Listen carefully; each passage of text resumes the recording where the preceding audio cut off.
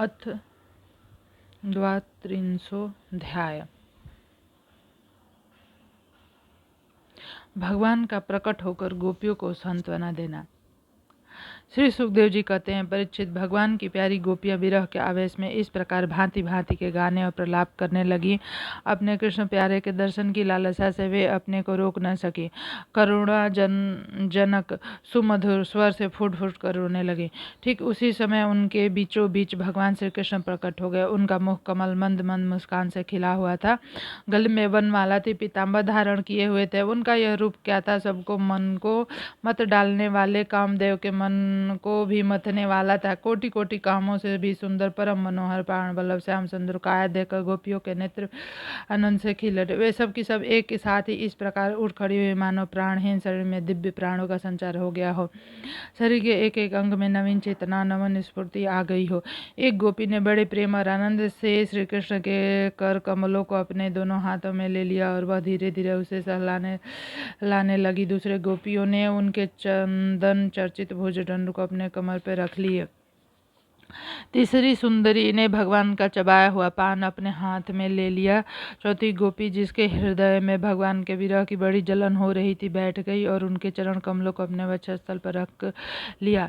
गोपी को प्रणय कोप से विहल होकर भौहें चढ़ाकर दांतों से ओठ दबाकर अपने कटाक्ष अपने बाणों से बीतती हुई उनकी ओर ताकने लगी। गोपी अपने निर्मेष नयनों से उनके मुख कमल का मन करंद रस पान करने लगी। परंतु जैसे संत पुरुष भगवान के चरणों के दर्शन से कभी तृप्त नहीं होते, वैसे ही वह उनकी मुख मधुरी का निरंतर पान करते रहने पर भी तृप्त नहीं होती थी। सातवीं गोपी नेत्रों के मार्ग से भगवान को अपने हृदय में ले गई। फिर उसने आंखें बंद कर ली। अब मन ही मन भगवान का आलिंगन करने से उनका शरीर पुलकित हो गया, रोम रोम खिल उठा। वह सिद्ध योगियों के समान परमानंद में मग्न हो गए। फिर जैसे मुमुक्ष जन परम ज्ञानी संत पुरुष को प्राप्त करके संसार की पीड़ा से मुक्त हो जाते हैं, वैसे ही सभी गोपियों को भगवान श्री कृष्ण के दर्शन से परम आनंद और परम उल्लास प्राप्त हुआ। उनके विरह के कारण गोपियों को जो दुख हुआ था, उससे भी मुक्त हो गई और शांति के समुद्र में डूबने उतराने लगी। परीक्षित, यूं तो भगवान श्री कृष्ण अच्युत और एक रस है, उनका सौंदर्य माधुर्य निरतिशय है। फिर भी विरह व्याथा से मुक्त हुई गोपियों के बीच में उनकी शोभा और बढ़ गई। ठीक वैसे ही जैसे परमेश्वर अपने नित्य ज्ञान, बल आदि शक्तियों से सेवित होने पर और भी शोभायमान होता है। इसके बाद भगवान श्री कृष्ण ने उन ब्रज सुंदरियों को साथ लेकर यमुना जी के पुलिन में प्रवेश किया। उसमें खिले हुए कुंद और मदार के पुष्पों की सुरभि लेकर बड़ी ही शीतलता और सुगंधित मंद मंद वायु चल रही थी कि महक से मतवाले होकर भंवरे इधर उधर मंडरा रहे थे। शरद पूर्णिमा के चंद्रमा की चांदनी अपनी निराली ही छटा दिखा रही थी। उसके कारण रात्रि के अंधकार का तो कहीं पता ही न था। सर्वत्र आनंद मंगल का ही साम्राज्य छाया था। वह पुलिन क्या था, यमुना जी के स्वयं अपनी लहरों के हाथों भगवान की लीला के लिए सुकोमल बालू का रंग मंच बना रखा था। प्रसिद्ध भगवान श्री कृष्ण के दर्शन से गोपियों के हृदय में इतने आनंद और इतने रस का उल्लास हुआ कि उनके हृदय की सारी आदि व्याधि मिट गई।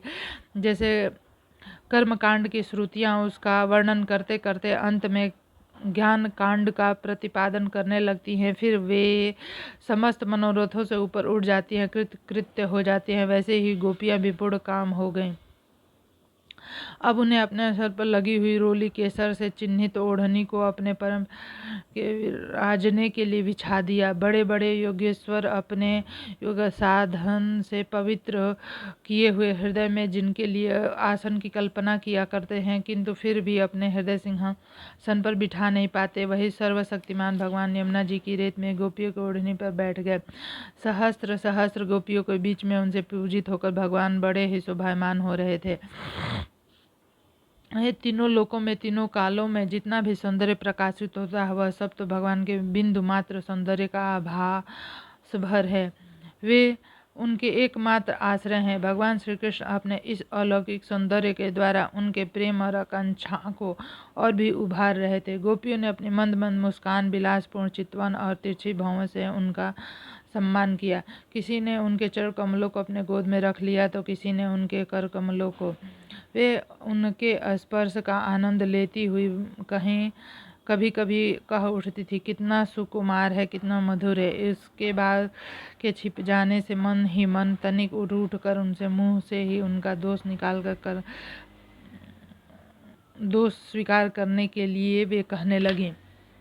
गोपियों ने कहा, नटनागर, कुछ लोग तो ऐसे होते हैं जो प्रेम करने वालों से ही प्रेम करते हैं और कुछ लोग प्रेम न करने वालों से भी प्रेम करते हैं, परंतु कोई कोई दोनों से ही प्रेम नहीं करते। प्यारे, इन तीन में तुम कौन सा अच्छा लगता है? भगवान श्री कृष्ण ने कहा, मेरी प्रिय सखियों, मैं जो प्रेम करने पर प्रेम करते हैं उनका तो सारा उद्योग स्वार्थ को लेकर है, लेन देन मात्र है, न तो उनमें सौहार्द है न तो धर्म। उनका प्रेम केवल स्वार्थ के लिए है, इसके अतिरिक्त उनका और कोई प्रयोजन नहीं है। सुंदरियों, जो लोग प्रेम न करने वाले से भी प्रेम करते हैं, जैसे स्वभाव से ही करुणाशील सज्जन और माता पिता, उनका हृदय सौहार्द से ही तैसीता से भरा रहता है। सच पूछो तो उनके व्यवहार से निश्चल सत्य और धर्म पूर्ण धर्म भी है। कुछ लोग ऐसे होते हैं जो प्रेम करने वालों से भी प्रेम नहीं करते। न प्रेम करने वालों का तो उनके सामने कोई प्रश्न ही नहीं है। ऐसे लोग चार प्रकार के होते हैं। एक तो वे जो अपने स्वरूप में ही मस्त रहते हैं, जिनकी दृष्टि में कभी द्वैत भासता ही नहीं। दूसरे वे जिन्हें द्वैत तो भासता है, परंतु जो कृत्य हो चुके हैं, उनका किसी से कोई प्रयोजन ही नहीं। तीसरे वे हैं जो जानते ही नहीं कि हमसे कौन प्रेम करता है। और चौथे वे जो जानबूझकर अपना हित करने वाले परोपकारी गुरु तुल्य लोगों से भी द्रोह करते हैं, उनको सताना चाहते हैं। मैं तो प्रेम करने वालों से भी प्रेम का वैसा व्यवहार नहीं करता जैसा करना चाहिए। मैं ऐसा केवल इसलिए करता हूँ कि उनकी चित्तवृत्ति और भी मुझ में निरंतर लगी ही रहे।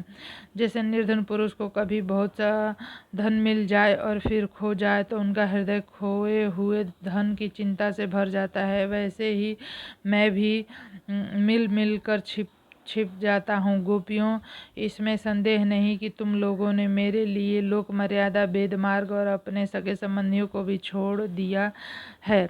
ऐसी स्थिति में तुम्हारी मनोवृत्ति और कहीं न जाए, अपने सौंदर्य और सुहाग की चिंता न करने लगे, मुझ में ही लगी रहे। इसलिए परोक्ष रूप से तुम लोगों से प्रेम करता हुआ मैं छिप गया था।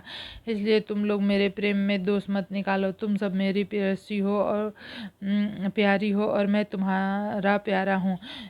प्यारी गोपियों, तुमने मेरे लिए घर गृहस्थी उन बेड़ियों को तोड़ डाला जिन्हें बड़े बड़े योगी यति भी नहीं तोड़ पाते।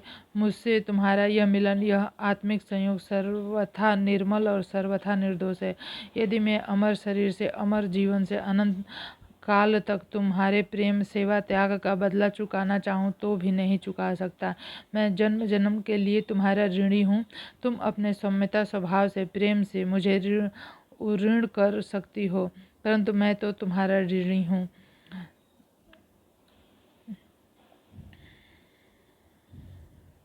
श्री सुखदेव जी कहते हैं, राजन, गोपियाँ भगवान की इस प्रकार प्रेम भरी सुमधुर वाणी सुनकर जो कुछ भी विरहजन्य ताप शेष था उसके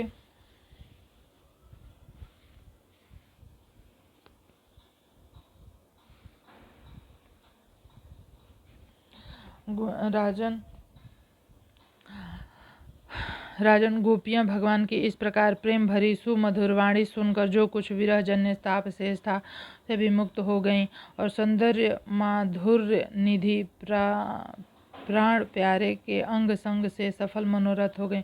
भगवान श्री कृष्ण की प्रेयसी और सेविका गोपियाँ एक दूसरे की बाह में बाह डाले खड़ी थी। उन स्त्री रत्नों के साथ यमुना जी के पुलीन पर भगवान ने अपने रहस्यमय क्रिया प्रारंभ की। संपूर्ण योगों के स्वामी भगवान श्री कृष्ण दो दो गोपियों के बीच में प्रकट हो गए, उनके गले में अपना हाथ डाल दिया। प्रकार एक गोपी और एक श्री कृष्ण, यही क्रम था। सभी गोपियां ऐसा अनुभव करती थी कि हमारे प्यार तो बड़े ही पास हैं। गोपियों से शोभायमान भगवान श्री कृष्ण का दिव्य रासोत्सव प्रारंभ हुआ। उस समय आकाश में सत सत विमानों की भीड़ लग गई। सभी देवता अपने अपनी पत्नियों के साथ वहां आ पहुंचे। रासोत्सव के दर्शन के लालसा से, उत्सुकता से उनके मन उनके बस में नहीं था। स्वर्ग की दिव्य दुदुम्बियाँ अपने आप बज उठी। स्वर्गीय पुष्पों की वर्षा होने लगी। गंधर्वगण अपनी अपनी पत्नियों के साथ भगवान के निर्मल यश का गान करने लगे। रास मंडलों में सभी गोपियाँ अपने प्रियतम श्याम सुंदर के साथ नृत्य करने लगी। उनकी कलाइयों के कंगन, पैरों के पाजेब, करधनी, घुंघरू एक साथ बज उठे। असंख्य गोपियाँ थी, इसलिए यह मधुर ध्वनि भी बड़े ही जोर की हो रही थी। यमुना जी की रमण रेती पर ब्रज सुंदरियों के बीच में भगवान श्री कृष्ण की बड़ी अनोखी शोभा हुई। ऐसा जान पड़ता था मानो अगणित पीली पीली दमकती हुई सुवर्ण मणियों के बीच में ज्योतिर्मयी नीलमणि चमक रही हो। नृत्य के समय गोपियाँ तरह तरह से ठुमक ठुमक कर अपने कभी आगे बढ़ाती, कभी पीछे हटा लेती, कभी गति के अनुसार धीरे धीरे पांव रखती तो कभी बड़े वेग से, कभी चाक की तरह घूम जाती तो कभी अपने हाथ उठाकर भाव बताती तो कभी विभिन्न प्रकार से उन्हें चमकाती, कभी बड़े कलापूर्ण ढंग से मुस्कुराती तो कभी भौंकते नाचते उनकी पतली कमर ऐसे लचक जाती थी मानो टूट गई हो। झुकने, बैठने, उठने और लचकने की फुर्ती से उनके स्तन हिल रहे थे और वस्त्र उड़े जा रहे थे। कानों के कुंडल हिल हिल कर कपोलों पर आ जाते थे। नाचने के परिश्रम से उनके मुंह पर पसीने की बूंदें छलकने लगती। चुटिया कुछ ढीली पड़ गई थी, नीवी की गांठें खुल गई थी। इस प्रकार नटवर नंदलाल की परम प्रेयसी गोपियाँ उनके साथ गा गा कर नाच रहे थे। उस समय ऐसा जान पड़ता था मानो बहुत से श्री कृष्ण तो सांवले सांवले मेघमंडल हैं और उनके बीचों बीच में चमकती हुई गोरी गोपियाँ बिजली हैं। उनकी शोभा असीम थी। गोपियों का जीवन भगवान की रति है, प्रेम है। वे श्री कृष्ण से सटकर नाचते नाचते ऊंचे स्वर से मधुर गान कर रही थी। श्री कृष्ण का संस्पर्श पाकर और भी आनंदमग्न हो रही थी। उनके राग रागनियों से पूर्ण गान से यह सारा जगत अब भी गूंज रहा था। कोई गोपी भगवान के साथ उनके स्वर में स्वर मिलाकर गा रही थी। वह श्री कृष्ण के स्वर की अपेक्षा और भी ऊंचे स्वर से राग अलापने लगी। उनके विलक्षण और उत्तम स्वर को सुनकर वे बहुत ही प्रसन्न हुए और वाह वाह करके उसकी प्रशंसा करने लगे। उसी राग को एक दूसरी सखी ने ध्रुपद में गाया। कभी भगवान ने बहुत सम्मान किया। एक गोपी नृत्य करते करते थक गई। उसकी कलाई से कंगन और चोटियों से बेल के फूल खिसकने लगे। तब उसने अपने बगल में ही खड़े मुरली मनोहर श्याम सुंदर कंधों को अपने बाह से कसकर पकड़ लिया।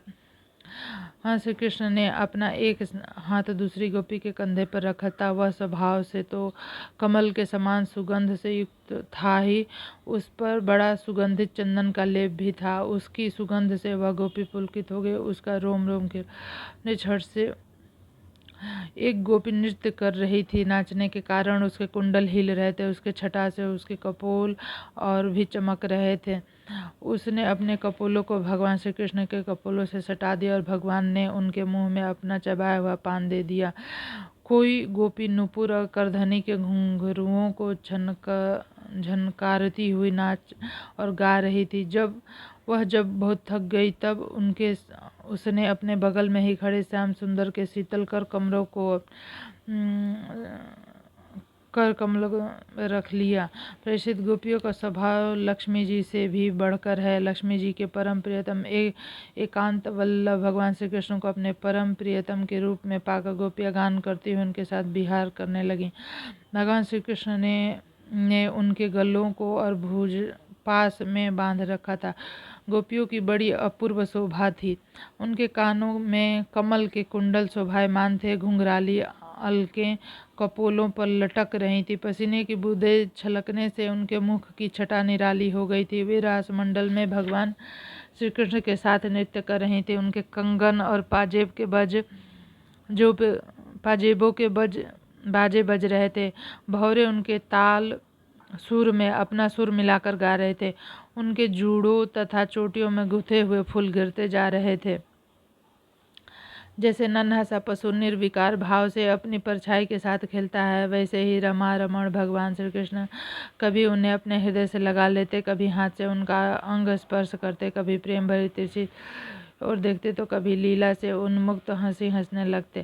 पर उन्होंने ब्रज सुंदरियों के साथ क्रीड़ा की, विहार किया। परिचित भगवान के अंगों का स्पर्श प्राप्त करके गोपियों की इंद्रिया